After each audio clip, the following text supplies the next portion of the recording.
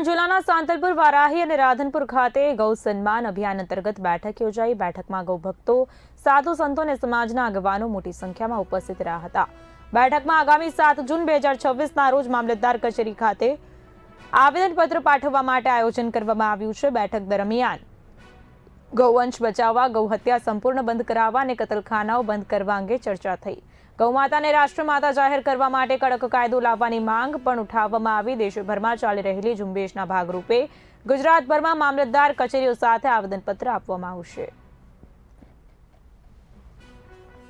जय गौ माता, जय गोपाल। आज सब साधु संतों के साथ राधनपुर में गाय माता को सम्मान दिलाने, भारत में गौ हत्या बंद करने और केंद्रीय गौपालन मंत्रालय के माध्यम से गौ माता की सेवा सुनिश्चित करने के लिए पूरे गुजरात प्रांत में 7 मई को सभी तालुका से प्रार्थना पत्र देने का जो क्रम चालू होना है, उसी विषय में आज यहाँ बैठक हुई है। और सभी गौ भक्तों ने पूरे प्रबल जोर के साथ कि हम राधनपुर को 27 तारीख को सुबह 9 बजे से लेकर 11 बजे तक दुकान बंद रख करके सभी लोग जाएंगे और मामलतदार ऑफिस में जाके प्रार्थना पत्र देंगे, ऐसा संकल्प लिया है। गौ माता की जय। વર્ષોથી સતત પ્રયાસ છતાં હજી સુધી સરકાર અને સમાજ તરફથી જે ભારતનું કલંક છે ગૌ હત્યા, જ્યાં ચારો તરફ હંમેશા આજે આ પ્રયાસ કરતા હોઈએ, આહ્વાન કરતા હોઈએ ભારત હિન્દુ રાષ્ટ્ર બનાવીશું, પણ જ્યાં સુધી ગૌ હત્યા ભારતથી બંધ નહીં થશે, કોઈ પર હિન્દુ રાષ્ટ્રની સંકલ્પ અને પરિકલ્પના પણ વ્યર્થ છે। આમ તો રામાવતારનો હેતુ છે વિપ્રધેયનું સુર સંતહિત।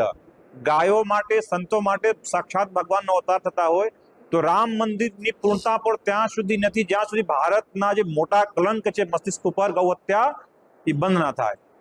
સમી ગૌશાળા મિત્રો, રાધનપુરના બધા ભક્તો અહીં ભેગા થયા છે।